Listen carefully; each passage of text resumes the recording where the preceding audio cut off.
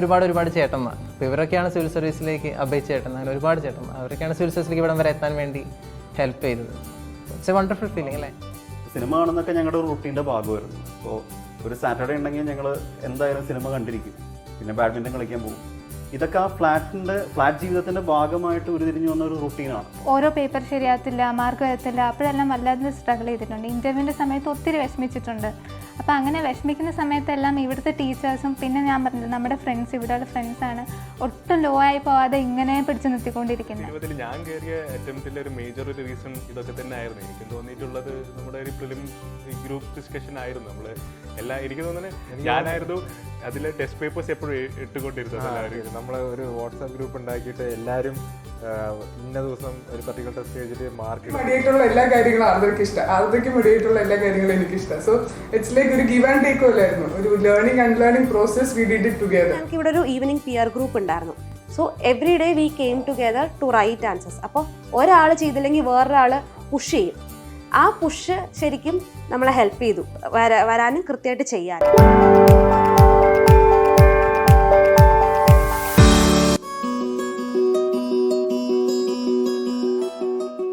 Result വന്നിട്ട് ഇപ്പം 10 ദിവസമായി. ഹരിക്കാണെങ്കിൽ കുറച്ചുകൂടെ സ്പെഷ്യലായിരുന്നു, കാരണം പിറ്റേ ദിവസം തന്നെ അവൻ്റെ അമ്മയുടെ പിറന്നാളും കൂടി ആയിരുന്നു. എന്ത് തോന്നുന്നു ഹരി? അമ്മയ്ക്ക് കൊടുക്കാൻ പറ്റുന്ന ഏറ്റവും നല്ലൊരു ബർത്ത്ഡേ ഗിഫ്റ്റ് ആയിരുന്നു തേർഡ് റിസൾട്ട് എന്ന് പറഞ്ഞാൽ. ഞാൻ ആക്ച്വലി ഡൽഹിയിൽ വെച്ച് തന്നെ എൻ്റെ ഒരു ഫ്രണ്ടിനോടൊക്കെ പറഞ്ഞ് ഒരു ബർത്ത്ഡേ കേക്കൊക്കെ പ്ലാൻ ചെയ്ത് വെച്ചിട്ടുണ്ടായിരുന്നു. ഞാനല്ലായിരുന്നു അല്ല, നാട്ടിലൊരു ഫ്രണ്ടിനോട്. അപ്പോൾ അവൻ ആക്ച്വലി അവിടെ ഒരു ബേക്കറിലൊക്കെ പോയി കേക്കൊക്കെ സെറ്റ് ചെയ്ത് എല്ലാം വാങ്ങിച്ചു വെച്ചു. വാങ്ങിച്ചൊരു 6 മണിയാകുമ്പോഴേക്കും പോയി വാങ്ങിച്ച മെസ്സേജൊക്കെ അയച്ചിട്ടുണ്ടായി എല്ലാം സെറ്റാന്ന് പറഞ്ഞിട്ട്. അപ്പോൾ ഞാൻ ട്രെയിനിലാണ്. അന്ന് രാത്രി 12 മണിയാകുമ്പോഴേക്കും സർപ്രൈസ് എൻട്രി എന്നൊക്കെ പറഞ്ഞ് ലാൻഡ് ചെയ്യാൻ നിൽക്കുമായിരുന്നു. ആ സമയത്താണ് റിസൾട്ട് വരുന്നത്. റിസൾട്ട് വരുന്നു പറഞ്ഞപ്പോൾ മുനിച്ചേട്ടനാണ് റിസൾട്ട് വിളിച്ച് പറയുന്നത്. അപ്പോൾ മൊത്തം ഒരു ചങ്കടിപ്പം. അപ്പോൾ അമ്മയ്ക്ക് ഒരു ബർത്ത്ഡേ കേക്കാണ് പ്രസൻ്റായിട്ട് ഞാൻ കരുതിയിരുന്നത്. UPSC അതിൽ നല്ലൊരു ഗിഫ്റ്റ് തന്നു. സോ എന്താ പറയുക, ഒരു വണ്ടർഫുൾ ഫീലിംഗ്. 4 വർഷത്തെ ഒരു എഫേർട്ടാണ്. 4 വർഷത്തെ എഫേർട്ട് എന്ന് പറയുമ്പോൾ 2014 പാസ് ഔട്ട് ആയതിനു ശേഷം നേരിട്ട് പ്ലേസ്മെൻറ്റൊക്കെ ഉണ്ടായിരുന്നു. പ്ലേസ്മെൻറ്റൊക്കെ വേണ്ടെന്ന് വെച്ച് നേരിട്ട് അങ്ങ് സിവിൽ സർവീസിന് വേണ്ടി ഇറങ്ങി. സോ ഒരു ഗാംബ്ലിംഗ് ആണ്, എന്ത് സംഭവിക്കാം.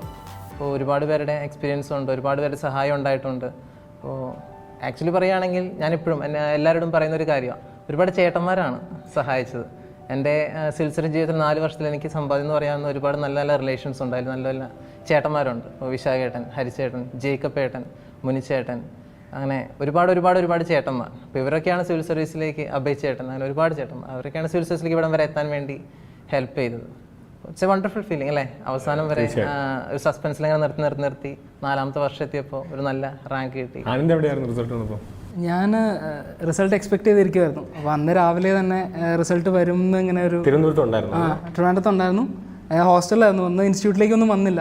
എന്തായാലും റിസൾട്ട് വരും എന്ന് പറഞ്ഞപ്പോൾ ലാപ്പിൻ്റെ ഫ്രണ്ടിൽ ഇങ്ങനെ ഇരിക്കുമായിരുന്നു.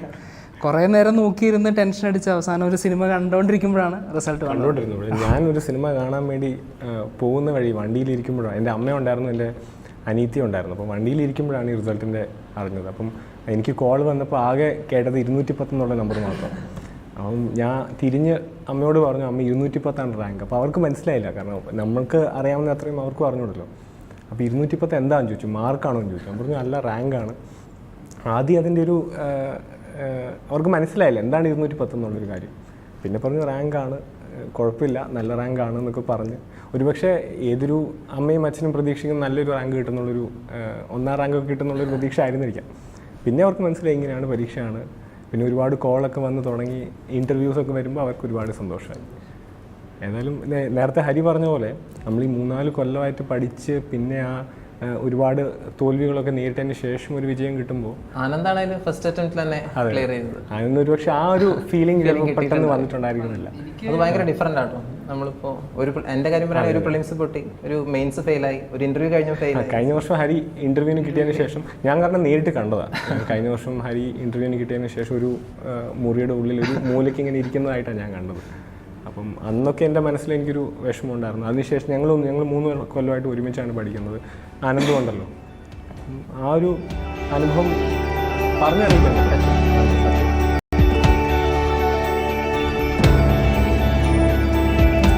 എല്ലാവരും ഒരുമിച്ചൊരു ഗോളിലേക്ക് വർക്ക് ചെയ്യാണ്.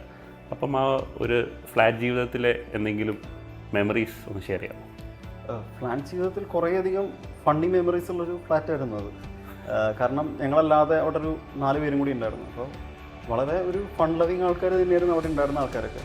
പക്ഷെ എന്നിരുന്നാൽ പോലും അൾട്ടിമേറ്റ്ലി എല്ലാവർക്കും ഒരു കൈൻഡ് ഓഫ് ഡിസിപ്ലിൻ ഉണ്ടായിരുന്നു പഠനത്തിൻ്റെ കാര്യത്തിൽ. കാരണം നമുക്ക് എല്ലാവർക്കും അറിയാം നമ്മളൊരു പരാജയം നേരിട്ടാണ് അവിടെ വന്നിരിക്കുന്നത്. അപ്പോൾ അത് കൊണ്ടുവന്നൊരു വാശിയുണ്ട്. അത് നല്ല രീതിയിലായിരുന്നു നമ്മളെല്ലാവരും ഉപയോഗിച്ചിരുന്നത്. അപ്പോൾ കൃത്യസമയത്ത് റീഡിംഗ് റൂമിൽ പോകും, റീഡിംഗ് റൂമിൽ നിന്ന് തിരിച്ചു വന്ന് കുറച്ച് നേരം നമ്മൾ പറ്റാവുന്ന കാര്യങ്ങളൊക്കെ സംസാരിക്കും. അപ്പോൾ അങ്ങനെയുള്ള കുറേ ഫണ്ടൊക്കെ ഉണ്ടായിരുന്നു. ഒരുമിച്ച് സിനിമ കാണാൻ പോകും.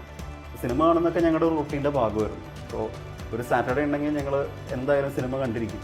പിന്നെ ബാഡ്മിൻ്റൺ കളിക്കാൻ പോകും. ഇതൊക്കെ ആ ഫ്ലാറ്റ് ജീവിതത്തിൻ്റെ ഭാഗമായിട്ട് ഉരുതിരിഞ്ഞു വന്ന ഒരു റൂട്ടീനാണ്. അപ്പോൾ എപ്പോഴും പഠനം എന്നുള്ളൊരു രീതി ഉണ്ടായിരുന്നില്ല. എന്നാൽ പഠനത്തിൽ വളരെ സീരിയസ് ആയിട്ടുള്ള ആൾക്കാരായിരുന്നു അവിടെ എല്ലാവരും ഉണ്ടായിരുന്നത്. അപ്പോൾ അത് വളരെയധികം ഹെൽപ്പ് ചെയ്തിട്ടുണ്ട്. പിന്നെ തീരെ ഡിസിപ്ലിൻ ഇല്ലാതിരുന്ന വീട് വൃത്തിയായി സൂക്ഷിക്കുക എന്നുള്ളതായിരുന്നു. കാരണം ഞങ്ങളുടെ വീട് വളരെ മോശം അവസ്ഥയിലായിരുന്നു, മിക്കവാറും അവസ്ഥയിലും. അതൊരു പ്രശ്നമായിരുന്നു. കാരണം ഞങ്ങൾ മിക്കവാറും രാത്രി വളരെ ലേറ്റായിട്ട് വരുന്നതുകൊണ്ട് പ്രത്യേകിച്ച് ആ ഒരു ചില കാര്യങ്ങളൊക്കെ വളരെ മോശമായിരുന്നു.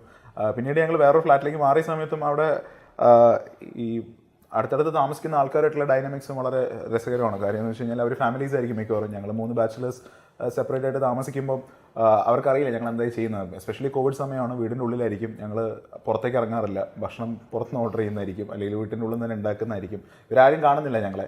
ആകെ 3 യുവാക്കൾ ഉള്ളിലിരുന്നിട്ട് ഒച്ചത്തിൽ ചിലപ്പം എന്തെങ്കിലുമൊക്കെ താലിബാൻ്റെയും അതേപോലെ തന്നെ റഷ്യ യുക്രൈൻ വാറൊക്കെ കോൺഫ്ലിക്റ്റ് ചെയ്യുന്ന സമയത്ത് ഇവരാലോചിക്കുന്നത് ഇവന്മാർ എന്താണ് ഇതിൻ്റെ ഉള്ളിൽ പണി എന്നുള്ളതാണ്. പിന്നെ അവരുടെ മക്കളോട് വരെ പറയാം അങ്ങോട്ടൊന്നും പോയതെന്നും പറയാം. അപ്പോൾ പിന്നെ നമ്മൾ തന്നെ വിചാരിക്കും ഇവരൊക്കെ നമ്മളെ കുറിച്ച് എന്തായിരിക്കും ആലോചിച്ച് വെച്ചിരിക്കുക. അവരെയും തെറ്റു പറയാൻ പറ്റില്ല. കാരണം അങ്ങനത്തെ കാര്യങ്ങൾ ഡിസ്കസും ചെയ്യുന്നുണ്ട്, അവർ പുറത്തു പറയുന്നില്ല. അപ്പോൾ സാധാരണ മനുഷ്യന്മാരുടെ ജീവിതമല്ലല്ലോ. അപ്പം അതൊരു ഇൻട്രസ്റ്റിംഗ് ഫേസ് ആണ്. കാര്യം പുറത്തുനിന്ന് നമ്മൾ വളരെ സെക്ലൂഡഡ് ആയിട്ട് താമസിക്കുന്ന ഒരു സമയമാണ്. കാരണം വലിയ ഇൻട്രാക്ഷൻസ് കുറവാണ്. ഇപ്പോൾ ഉള്ള ഇൻട്രാക്ഷൻസ് ഞങ്ങൾക്ക് തന്നെ കുറച്ച് പിന്നെ ആദ്യം ഭയങ്കര സർപ്രൈസിങ് ആയിരുന്നു. കാരണം ഇത്രയും കാലം ഒരു വീട്ടിൻ്റെ ഉള്ളിൽ തന്നെ ഇങ്ങനെ താമസിച്ചിട്ട് പെട്ടെന്ന് ഒരു ദിവസം എന്നുള്ളത് റിയലി ഫണ്ണി. വിജയത്തിന് ശേഷം ആ ഫ്ലാറ്റിലേക്ക് പോയോ? ഞങ്ങളിപ്പോഴും ആ ഫ്ലാറ്റിൽ തന്നെയാണ്. അപ്പോൾ വിജയത്തിന് ശേഷം എന്ന് പറയുമ്പോൾ ഇപ്പോൾ ആൾക്കാർക്ക് അറിയാം എന്താണ് ചെയ്തിരുന്നത്. അതുകൊണ്ട് ഇപ്പോൾ കുറച്ച് മിസ്കൺസെപ്ഷൻസ് ഉണ്ടെങ്കിൽ അത് മാറി എന്നുള്ളതിൽ വളരെ സന്തോഷമുണ്ട്. അത് മാത്രമല്ല, കാരണം നമുക്ക് ആ ഫ്ലാറ്റിൽ നിന്ന് ഉണ്ടായ ഒരു എക്കോസിസ്റ്റം ഉണ്ട്. അത് വളരെ വലിയൊരു കാര്യമാണ്. കാരണം പരസ്പരം നമുക്ക് സപ്പോർട്ട് ചെയ്ത് പഠിക്കുമ്പോൾ ഉണ്ടാവുന്ന കുറേ ഒരു ഡൈനാമിക്സ്, അതേപോലെ വരുന്ന കുറേ ഇൻപുട്സ് ഉണ്ട്. അത് ഒറ്റയ്ക്കിരുന്ന് പഠിച്ചാൽ പലപ്പോഴും ലഭ്യമാവുന്ന കാര്യങ്ങളല്ല. ഇപ്പോൾ ശ്രീകുമാറിൻ്റെ ആണെങ്കിൽ കുറേ സ്ട്രോങ് പോയിന്റ്സ് ഉണ്ട്. ഇപ്പോൾ എത്തിക്സിനാണെങ്കിലും എസ്ഐക്കാണെങ്കിലും ആൾ വളരെ ക്രിയേറ്റീവായിട്ട് പല കാര്യങ്ങളും ചിന്തിക്കുന്ന ഒരാളാണ്. അപ്പോൾ എൻ്റെ എന്തെങ്കിലും വായിച്ചിട്ട് അതിലെന്തെങ്കിലും ന്യൂനതകളുണ്ടെങ്കിൽ ശ്രീകുമാറിന് കൃത്യമായിട്ട് പോയിന്റ് ഔട്ട് ചെയ്യാൻ പറ്റും. This is somewhere that you can improve upon. അപ്പോൾ അതുപോലെ തന്നെ എനിക്ക് തിരിച്ചു ഇൻപുട്സ് കൊടുക്കാൻ പറ്റുന്ന കുറേ സാഹചര്യങ്ങളുണ്ട്. അപ്പോൾ അങ്ങനെ പരസ്പരമുള്ളൊരു ഗിവ് ആൻഡ് ടേക്ക് നടത്താൻ പറ്റിയ ഒരു സ്ഥലമായിരുന്നു ഞങ്ങളെ സംബന്ധിച്ച് ഒരുമിച്ചൊരു സ്ഥലത്ത് നിൽക്കുന്നത്. അത് വളരെയധികം ഹെൽപ്പ് ചെയ്തിട്ടുണ്ട്. അപ്പോൾ ഞങ്ങൾ കോവിഡ് കഴിഞ്ഞ് വന്നപ്പോൾ കോവിഡിൻ്റെ സമയത്ത് ഞങ്ങൾക്ക് തിരിച്ച് വീട്ടിലേക്ക് പോകേണ്ടി വന്നു. കാരണം ആ ഒരു സമയത്ത് ഇവിടെ നിൽക്കാൻ പറ്റുന്നൊരു സാഹചര്യമായിരുന്നില്ല. അപ്പോൾ അത് കഴിഞ്ഞ് ഞങ്ങൾക്ക് മെയിൻസ് ഫെയിലിയർ കഴിഞ്ഞപ്പോൾ വളരെ കൃത്യമായിട്ട് മനസ്സിലായി. കാരണം ഇനി തിരിച്ച് ഒരുമിച്ച് നിന്നാൽ മാത്രമേ എന്തെങ്കിലും കാര്യങ്ങൾ നടക്കുകയുള്ളൂ. അപ്പോൾ അതുകൊണ്ട് തിരിച്ച് പ്രിലിംസിന് മുന്നേ ഇവിടെ ട്രിവാൻഡ്രത്തേക്ക് തിരിച്ചു വന്ന് ഫ്ലാറ്റിൽ നിന്നുകൊണ്ടാണ് പ്രിലിംസ് തൊട്ട് ഇൻ്റർവ്യൂ വരെയുള്ള സ്റ്റേജ് ഒരുമിച്ച് ചെയ്തത്. തീർച്ചയായിട്ടും. ഇപ്പം എനിക്ക് ചില വിഷയങ്ങൾ തീരെ അറിഞ്ഞൂടാ. ഇപ്പം എനിക്ക് അത്ര എക്സ്പെർട്ടീസ് ഇല്ലാത്ത പല വിഷയങ്ങളുണ്ട്. കാരണം എനിക്ക് കോൺസ്റ്റിറ്റ്യൂഷണൽ ലോ ആണെങ്കിൽ അല്ലെങ്കിൽ പോളിറ്റി ഒക്കെ ആണെന്നുണ്ടെങ്കിൽ ഞാൻ പുതിയതായിട്ട് പഠിക്കുന്ന സബ്ജക്റ്റുകളാണ്. അപ്പം തീർച്ചയായിട്ടും അതിൻ്റെ ഇൻ്റർപ്രിട്ടേഷനൊക്കെ ആക്കിലിനെ കുറച്ചുകൂടി നന്നായിട്ട് അറിയാം. ലോ ആണ് ആൾ. അപ്പം എനിക്കറിയാത്ത കാര്യങ്ങളാണെന്നുണ്ടെങ്കിൽ ഡെഫിനറ്റ്ലി അത് ഓപ്പണായിട്ട് ചോദിക്കാനും, അല്ലെങ്കിൽ ഞാൻ പറയുന്ന തെറ്റായിട്ടുള്ള കാര്യങ്ങളാണെന്നുണ്ടെങ്കിൽ അത് പോയിന്റ് ഔട്ട് ചെയ്യാനുമുള്ള ഒരു ഫ്രീഡം അഖിലിനുണ്ട്. അത് ഞങ്ങൾക്കിടയിൽ തന്നെ ഒരു മ്യൂച്വൽ ആയിട്ടുള്ള ഒരു ഷെയറിങ് അവിടെ ഉള്ളത് കൊണ്ടുള്ളൊരു ഗുണം എന്ന് വെച്ച് കഴിഞ്ഞാൽ എന്തറിഞ്ഞൂടാന്നുണ്ടെങ്കിലും അത് എവിടെയെങ്കിലുമൊക്കെ ബാലൻസ് ഔട്ട് ആയി പോകും. നമുക്ക് ഒരിക്കൽ പോലും ഒരു പ്രശ്നം തോന്നുന്നില്ല. നമ്മൾ എവിടെ പോയി ഫേസ് ചെയ്താലും ഓക്കെ ഇക്കാര്യം ഇയാളോട് ചോദിച്ചു കഴിഞ്ഞാൽ എനിക്ക് കൃത്യമായിട്ട് അറിയാൻ പറ്റും. അല്ലെങ്കിൽ അവനാണെന്നെങ്കിൽ ഇപ്പോൾ IR എന്തെങ്കിലും സംശയം ഉണ്ടെങ്കിൽ പോലും ഞങ്ങൾ അങ്ങോട്ടും ഇങ്ങോട്ടും ഡിസ്കസ് ചെയ്യും. അപ്പം അതൊരു നമുക്ക് റിറ്റൻഷന് പോലും വളരെയധികം ഹെൽപ്പ് ചെയ്യും. ഒരു ആൻസർ എഴുതുന്ന സമയത്ത് നമ്മളിങ്ങനെ ഒരു 10 മിനിറ്റ് ഒരു പുസ്തകത്തിൽ നോക്കിയിരുന്ന് വായിക്കുന്നതിനേക്കാൾ എത്രയോ ഹെൽപ്ഫുള്ളാണ്. പെട്ടെന്ന് ആ പോയിന്റ്സ് ജസ്റ്റ് ഒന്ന് വോക്കലി അല്ലെങ്കിൽ വെർബലി ഒരാളോട് പറഞ്ഞു കഴിഞ്ഞാൽ പെട്ടെന്ന് അത് ഓർത്തിരിക്കാൻ പറ്റും. So that was really helpful.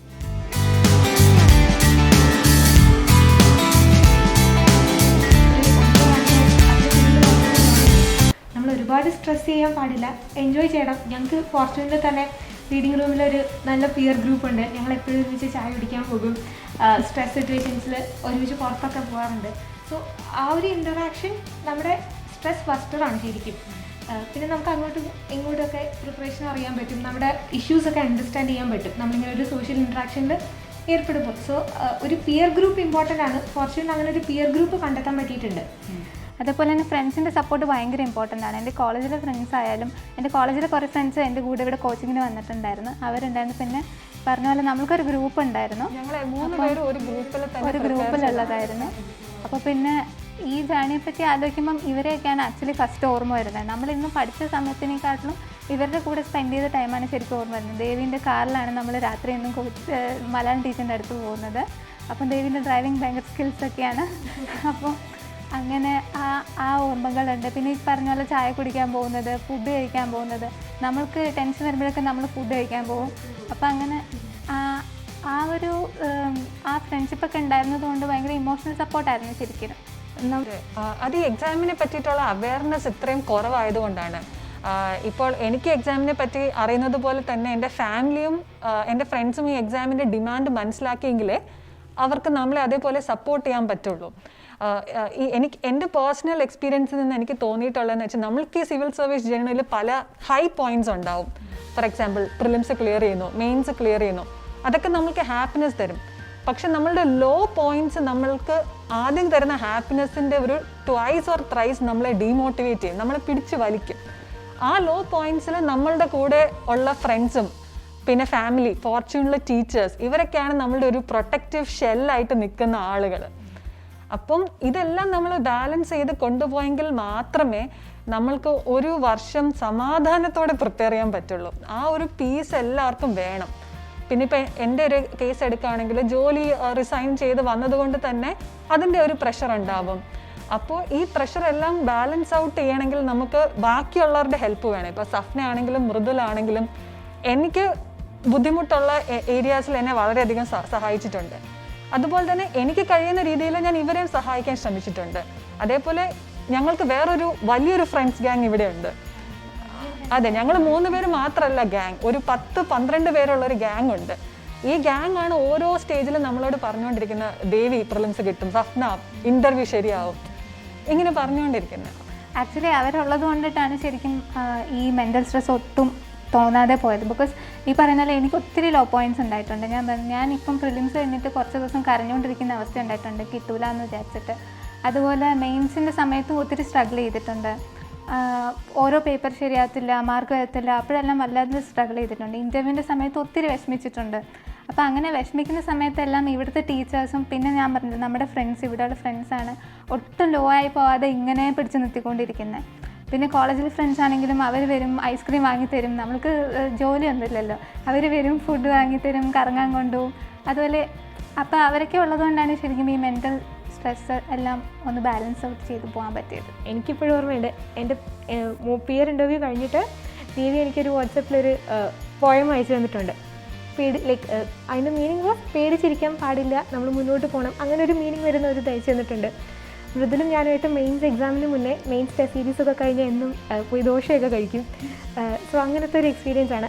ഇവർ രണ്ടും കൂടാതെയും നേരത്തെ പറഞ്ഞ ഞങ്ങളുടെ ആ ഒരു ഗ്രൂപ്പിലെ എല്ലാ മെമ്പേഴ്സും എല്ലാ പോയിന്റിലും സപ്പോർട്ട് ചെയ്തിട്ടുണ്ട്. പിന്നെ പറയാനുള്ള ഫോർച്യൂണൽ ടീച്ചേഴ്സാണ്. പ്രിലിംസ് കഴിഞ്ഞിട്ട് ഷെറിൻ സാർ എന്നെ വിളിച്ച് പറഞ്ഞു തിരിച്ചു വന്നിരുന്ന് പഠിക്കണം. പ്രിലിംസ് കഴിഞ്ഞിട്ട് ഞാൻ കുറച്ച് ലോ ആയിരുന്നു, മാർക്സ് ക്ലിയർ ആകുമോ എന്ന് ആലോചിച്ച്. അപ്പോൾ ഷെറിൻ സാർ എന്നോട് വിളിച്ച് പറഞ്ഞു നീ ക്ലിയർ ആകും, തിരിച്ചു വന്നിരുന്ന് പഠിക്കണം. അങ്ങനെ ഒരു സപ്പോർട്ട് വന്നിട്ടുണ്ട്. മെയിൻസിൻ്റെ പ്രിപ്പറേഷനും നിതിൻ സാർ എപ്പോഴും ഹെൽപ്പ് ചെയ്തിട്ടുണ്ട്, നോട്ട്സ് കറക്റ്റ് ചെയ്ത് തരും. ഇൻ്റർവ്യൂവിന് ഇവിടെ എല്ലാവരും ഹെൽപ്പ് ചെയ്തിട്ടുണ്ട്. ആനന്ദ് സാർ, ആൻറ്റൺ സാർ, മുനി സാർ, എല്ലാവരും ആ ഒരു കോൺഫിഡൻസും അവർക്ക് നമ്മളിലുള്ള ഒരു വിശ്വാസം ഭയങ്കര ഹ്യൂജാണ്. അപ്പോൾ നമുക്ക് തോന്നും yes you can do it. അത് വളരെ ഇമ്പോർട്ടൻ്റ് ആണ്. സോ അതൊക്കെയാണ് വിച്ച് മേക്സ് ഈ ഒരു എക്സ്പീരിയൻസ് കുറച്ച് ഇപ്പോൾ നമ്മൾ തിരിച്ച് നോക്കുമ്പോൾ ഈ ഒരു എക്സ്പീരിയൻസിൽ കുറേ ഹാപ്പി പോയിന്റ്സ് ഉണ്ട്. അതൊക്കെ ഈ സോഷ്യൽ ഇൻട്രാക്ഷൻ ഫ്രണ്ട്സും ടീച്ചേഴ്സിനൊക്കെ ഹെൽപ്പ് ഉണ്ടാകും.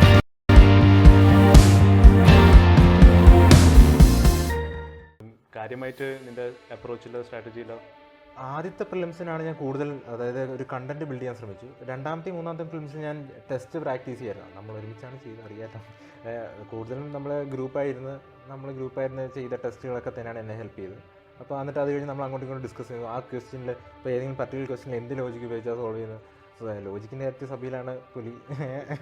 അപ്പോൾ ആ രീതിയിൽ നമ്മൾ അങ്ങോട്ടും ഇങ്ങോട്ടും ഓരോ ക്വസ്റ്റ്യനിൽ എന്ത് ലോജിക്കാണ് നമ്മൾ അപ്ലൈ ചെയ്തത്, ആ രീതിയിൽ നമ്മൾ ഡിസ്കസ് ചെയ്യില്ലേ. അപ്പോൾ അതൊക്കെ ആക്ച്വൽ എക്സാമിനും ആക്ച്വൽ ഫിലിംസിനും ഒത്തിരി ഹെൽപ്പ് ചെയ്തിട്ടുണ്ടെന്ന് എനിക്ക് തോന്നുന്നു. നമ്മളിവിടെ ഇതെല്ലാം ചെയ്യുന്ന റീഡിംഗ് റൂമിലായിരുന്നല്ലോ. ഇതിന്റെ ഇടയ്ക്ക് ഒരു ബോംബ് പൊട്ടി, കോവിഡ് വന്നു, നമ്മളെല്ലാവരും വീട്ടിലായി. ആ സമയത്ത് നമ്മൾ ഓവറാക്കാൻ വേണ്ടിയിട്ട് സൂമിലൊക്കെ ചെയ്തിട്ടുണ്ടായിരുന്നല്ലേ? ഇടയ്ക്ക് കുറച്ച് പഠിക്കാനൊക്കെ നമ്മളെ തന്നെ ഒന്ന് ബോധ്യപ്പെടുത്താനും വീട്ടുകാരെ ബോധ്യപ്പെടുത്താനും സൂമിൽ കുറച്ച് അഭ്യാസങ്ങളൊക്കെ കാണിച്ച ഓർമ്മയുണ്ട്. ഡിസ്കഷൻ എന്ന് പറഞ്ഞാണ് വരുന്നത്, പിന്നെ നാട്ടുകാര്യം ലോകകാര്യങ്ങളൊക്കെ പറഞ്ഞു പോയെങ്കിലും അത് ആക്ച്വലി നമ്മുടെ ഒരു സ്ട്രെസ് റിലീഫായിരുന്നു. നമ്മൾ ആ ഒരു വീട്ടിലിരുന്ന് ബോറടിച്ച സമയത്ത് ആ സൂം സെഷൻസൊക്കെ ആക്ച്വലി കൊള്ളായിരുന്നു. കുറച്ച് പഠിത്തവും കുറേ വിനോദമായിരുന്നു, എന്നാലും കൊള്ളായിരുന്നു. അതെനിക്ക് ആക്ച്വലി എൻ്റെ ഈ 2020 ഞാൻ കയറിയ അറ്റംപ്റ്റിൻ്റെ ഒരു മേജർ ഒരു റീസൺ ഇതൊക്കെ തന്നെ ആയിരുന്നു. എനിക്ക് തോന്നിയിട്ടുള്ളത് നമ്മുടെ ഒരു പ്രിലിം ഗ്രൂപ്പ് ഡിസ്കഷൻ ആയിരുന്നു. നമ്മൾ എനിക്ക് തോന്നുന്നത് ഞാനായിരുന്നു അതിലെ ടെസ്റ്റ് പേപ്പേഴ്സ് എപ്പോഴും ഇട്ടുകൊണ്ടിരുന്നത്. നമ്മൾ ഒരു വാട്സാപ്പ് ഗ്രൂപ്പ് ഉണ്ടാക്കിയിട്ട് എല്ലാവരും ഇന്ന ദിവസം ഒരു പർട്ടിക്കുലർ ടെസ്റ്റ് എഴുതിയിട്ട് മാർക്ക് ഇടുന്നു. അപ്പോൾ നമുക്ക് അയ്യോ ഇത്തവണ കുറഞ്ഞു പോയി, അടുത്ത തവണ ഞാൻ പിടിച്ചിരിക്കുന്നൊക്കെ അതൊക്കെ നമ്മൾ ഒത്തിരി ഹെൽപ്പ് ചെയ്യുന്നതാണ് എനിക്ക് തോന്നുന്നത്. ഓരോ തവണയും ബാക്കിയുള്ളവർക്ക് മേ ബി എല്ലാവർക്കും 100+ പോകും, അപ്പോൾ നമ്മൾ മാത്രം ഒരു 80 നിൽക്കുമ്പോൾ നമുക്ക് പഠിക്കാൻ കൂടുതൽ മോട്ടിവേഷൻ വരുന്ന പോലെയാണല്ലോ. അപ്പോൾ ആ രീതിയിൽ നമ്മുടെ ആ ഒരു ഗ്രൂപ്പ് വർക്ക്, ആ ഗ്രൂപ്പിൽ നിന്നുകൊണ്ട് നമ്മൾ അങ്ങോട്ടും ഇങ്ങോട്ടും ഡിസ്കസ് ചെയ്തതും നമ്മുടെ സ്ട്രാറ്റജി അങ്ങോട്ടും ഇങ്ങോട്ടും പറയുകയും കീ ഡിസ്കസ് ചെയ്തൊക്കെ ഒത്തിരി ഹെൽപ്പ് ചെയ്തിട്ടുണ്ടെന്നാണ് എനിക്ക് തോന്നുന്നത്. നല്ല ഓർമ്മകളും കൂടെയാണ്. അതെ, ഞാൻ ചെയ്യാനൊരു കാരണം അതായിരുന്നു. നമ്മളാരും അല്ലെങ്കിൽ ഇങ്ങനെ ഇട്ടിട്ടില്ല, ആരെങ്കിലും ഒന്ന് ഫോഴ്സ് ചെയ്തിട്ടില്ലാന്നുണ്ടെങ്കിൽ നമ്മൾ എല്ലാവരും എളുപ്പന്മാരാണ്. പിന്നെ കൂട്ടത്തിൽ അച്യുത് സാർ ഉണ്ടായിരുന്നു. അപ്പോൾ അച്യുത് സാറും കുറച്ച് വടിയെടുത്ത് എവിടെ ഇന്നാരും ടെസ്റ്റ് എഴുതില്ലെന്നൊക്കെ ചോദിക്കുന്നത് എനിക്ക് ഓർമ്മയുണ്ട്. ഇപ്പോൾ നമ്മൾ മടിച്ചെഴുതായിരുന്നാലും സാർ ഒന്ന് ചോദിക്കുമായിരുന്നു. അതെ, അതൊരു നല്ലൊരു സ്ട്രാറ്റജി ആയിരുന്നു എനിക്കും തോന്നിയിട്ടുള്ളത്. എന്നെ ഒരുപാട് ഇമ്പ്രൂവ് ചെയ്തിട്ടുണ്ട്. വീട്ടിൽ നമ്മൾ പഠിക്കാൻ വലിയ മോട്ടിവേഷൻ ഇല്ലാതെ ഒറ്റയ്ക്ക് നമുക്ക് കമ്പയർ ചെയ്യാനൊന്നും ഇല്ലല്ലോ. നമ്മൾ ഒറ്റയ്ക്ക് എന്തൊക്കെയോ വായിക്കുന്നു, ടെസ്റ്റ് ചെയ്യുന്നു. അപ്പോൾ അതിൽ നിന്ന് ആക്ച്വലി കുറച്ചും കൂടെ ആ ഒരു പഠിത്തത്തെ പുഷ് ചെയ്ത് എനിക്ക് തോന്നുന്നു ആ ഒരു സമയത്ത് കോവിഡ് സമയത്ത് നമ്മുടെ ആ സൂം ഡിസ്കഷൻസും ആ വാട്സാപ്പ് ഗ്രൂപ്പിലെ ഡിസ്കഷൻസ് ഒക്കെ ആയിട്ട് പിന്നെ തിരിച്ച് വന്ന് ആ സമയത്താണല്ലോ രവീൻ എൻ്റെ കൂടെ താമസിക്കാൻ തുടങ്ങിയത്. നമ്മൾ തിരിച്ച് കോവിഡ് കഴിഞ്ഞതിന് ശേഷമാണ് നമ്മൾ ഫ്ലാറ്റിലേക്ക് ഒരുമിച്ച് വരുന്നത്. എന്തായാലും ഞാൻ ഫ്ലാറ്റിൽ വന്നതിൻ്റെ ഐശ്വര്യം സബീലിന് ആ വർഷം കാണാനുണ്ടായിരുന്നു എനിക്ക് തോന്നുന്നു. അപ്പോൾ 2020 പ്രിലിംസ് എങ്ങനെ നമ്മുടെ ഗ്രൂപ്പിലുണ്ടായിരുന്ന ബാക്കിയുള്ളവർ അന്ന് പ്രിലിംസ് കയറിയിട്ടുണ്ട്. അപ്പോൾ നമ്മൾ രണ്ടുപേരും മാത്രമായി. അപ്പോൾ അതിൻ്റെ ഒരു ബോറടി അന്ന് ഉണ്ടായിരുന്നു. കാരണം നമ്മൾ മാത്രമായിരുന്നു അങ്ങോട്ടും ഇങ്ങോട്ടും ഡിസ്കസ് ചെയ്തുകൊണ്ടിരുന്നത്. അതെ, നിന്നെ ഞാൻ കണ്ടുപടുത്തായിരുന്നു ആ സമയത്ത്. 3 മാസം നിന്റെ കൂടെ തന്നെ എല്ലാ ടെസ്റ്റ് എഴുതാനും എല്ലാ മെന്റർഷിപ്പ് ഇത് ആൻസർ ഡിസ്കഷൻസിനും എല്ലാം നിന്റെ കൂടെ. പിന്നെ അത് മാത്രമല്ല കോമഡി, നമുക്ക് വെയിറ്റ്സ് കിട്ടിയത് ഒരേ സെന്റർ, ഒരേ ഹാള്. അവസാനം വന്നപ്പോൾ നമ്മൾ ഒരേ ബെഞ്ചിലിരുന്ന് എഴുതിയായിരുന്നല്ലേ? ഒരേ സെന്റർ ആയിരുന്നു. അതെ, പ്രിലിംസ് ഒരേ സെന്റർ, മെയിൻസ് ഒരേ ബെഞ്ചിലിരുന്ന് എഴുതിയിട്ടുണ്ടായിരുന്നല്ലേ? രാശിയാണെന്ന് ഓർത്ത് വന്ന് കയറിയത്, മറക്കണ്ട. ഓക്കെ. അത് കഴിഞ്ഞ് പിന്നെ ഐ തിങ്ക് 2 മാസം കഴിഞ്ഞിട്ടാണ് നമ്മുടെ ഇവിടെ റിസൾട്ട് വരുന്നത് അല്ലേ? ചായ കുടിച്ചോണ്ടിരിക്കുമ്പോഴാണ് അന്നത്തെ ഇവിടെ നമ്മൾ എടുത്ത് ചായ കുടിക്കാൻ പോയിട്ടുണ്ട്. അപ്പോൾ മൊത്തത്തിൽ എന്തായിരുന്നു ഒരു ഫീലിംഗ് ഉണ്ടായിരുന്നത് അന്ന്? ആക്ച്വലി എനിക്ക് ചെറിയ പേടിയുണ്ടായിരുന്നു, മലയാളത്തിൻ്റെ കാര്യത്തിൽ ഒരു പേടിയുണ്ടായിരുന്നു. കാരണം എന്താകും, പേപ്പർ 2ൻ്റെ കാര്യത്തിൽ ചെറിയ പേടി. അപ്പോൾ മെയിൻസ് ക്ലിയർ ആകുമെന്നൊരു തവണ പൊട്ടിയത് കാരണം വീണ്ടും പൊട്ടുമെന്നൊരു പേടിയുണ്ട്. അപ്പോൾ എനിക്ക് ഓർമ്മയുണ്ട് ചായക്കടയിൽ വെച്ച് ആദ്യം ചായ കുടിച്ചോണ്ടെങ്കിൽ സഭയിൽ ഞാൻ ക്ലിയർ ആയി പറഞ്ഞ് ചാടി പറഞ്ഞ് എനിക്ക് ഓർമ്മയുണ്ട്. അപ്പോഴേ ഞാൻ അറിയുന്നു ഈ റിസൾട്ട് വന്നത്. എന്നിട്ട് ഞാൻ അപ്പോൾ തന്നെ എടുത്ത് നോക്കി, എന്തായാലും നമ്മൾ രണ്ടും ക്ലിയർ. ആ സമയത്ത് സാറുമാരെല്ലാം അതുവഴി നടന്നിരുന്നു എനിക്ക് ഓർമ്മയുണ്ട്. അങ്ങനെ അന്ന് സന്തോഷമായിരുന്നു.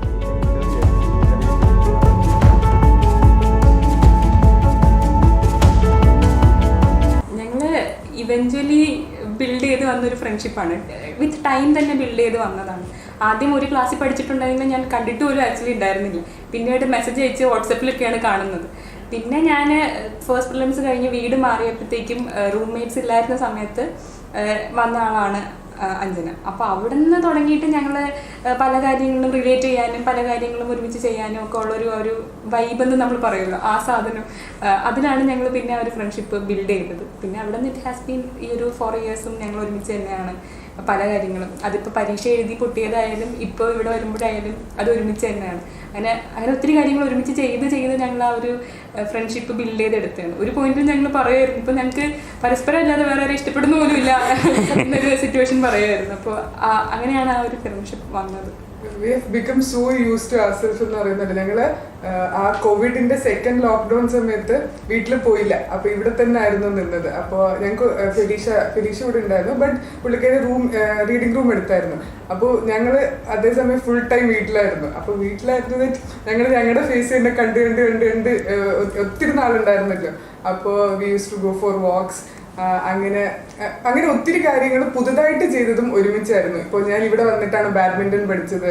ആൻഡ് ഇവിടെ വന്നിട്ടാണ് എക്സസൈസ് ചെയ്യാൻ എനിക്ക് ഭയങ്കര മടിയാണ്. എന്തോ എൻ്റെ ഫസ്റ്റ് ഓപ്ഷൻ IPS ആണെങ്കിലും എനിക്കത് ഭയങ്കര മടിയുള്ളൊരു കാര്യമാണ്. അപ്പോൾ അങ്ങനെ എന്നെ കുത്തി വിളിച്ചിട്ട് ഇങ്ങനെ പോയാൽ NPL കഷ്ടപ്പെടും എന്ന് പറഞ്ഞ് വിളിച്ചിട്ട് പോയി ജിമ്മിൽ കൊണ്ടുപോയി ജിമ്മിൽ വർക്കൗട്ട് ചെയ്യിപ്പിച്ചു. ഇങ്ങനെയുള്ള കുറേ കാര്യങ്ങൾ എനിക്ക് മടിയായിട്ടുള്ള എല്ലാ കാര്യങ്ങളും ആർദ്രയ്ക്ക് ഇഷ്ടം, ആർദ്രയ്ക്ക് മടിയായിട്ടുള്ള എല്ലാ കാര്യങ്ങളും എനിക്കിഷ്ടം. സോ ഇറ്റ്സ് ലൈക്ക് ഒരു ഗിവ് ആൻഡ് ടേക്ക് പോലെയായിരുന്നു, ഒരു learning and learning process. We did it together. ഇപ്പൊ ഞാൻ ഡിഗ്രി കഴിഞ്ഞിട്ട് എൻ്റെ ഒരു പെർസ്പെക്റ്റീവ് അല്ല, എനിക്ക് ഈ ഒരു throughout the 4 years I have changed a lot. അപ്പൊ അതില് ആ പ്രോസസ്സിൽ എൻ്റെ കൂടെ ഉണ്ടായിരുന്ന ഒരാളാണ്. അപ്പോൾ she knows me whole throughout. ഒരു ഹെൽപ്പ് ഉണ്ടായിരുന്നു.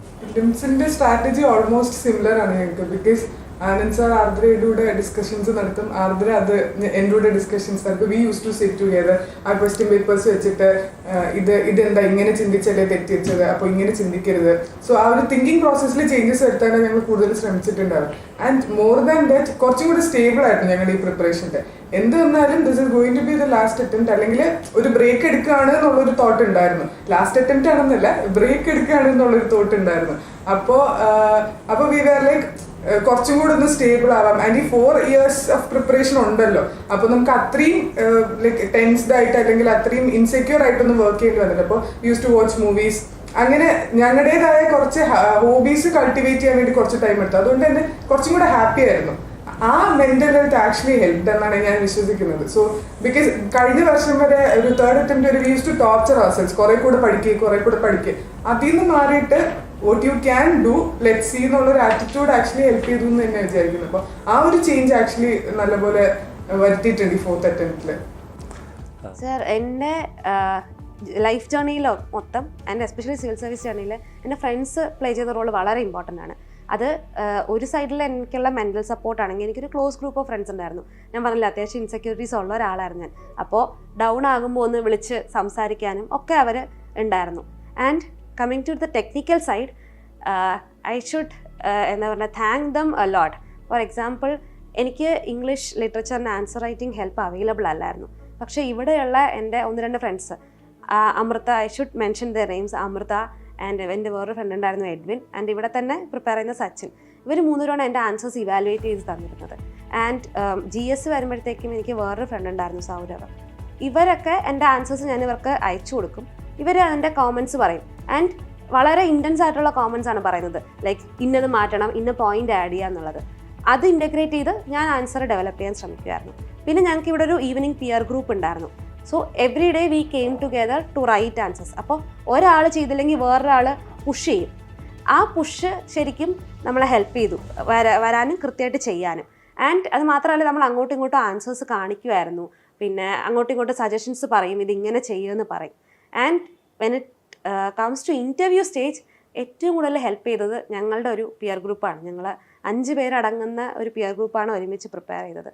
അപ്പോൾ ഞങ്ങൾ ഒരുമിച്ചിരുന്ന് ഡിസ്കസ് ചെയ്യാനും പിന്നെ ന്യൂസ് പേപ്പറിലെ കാര്യങ്ങൾ സംസാരിക്കാനും പിയർ മോക്സ് എടുക്കാനും ഒക്കെ ചെയ്യായിരുന്നു.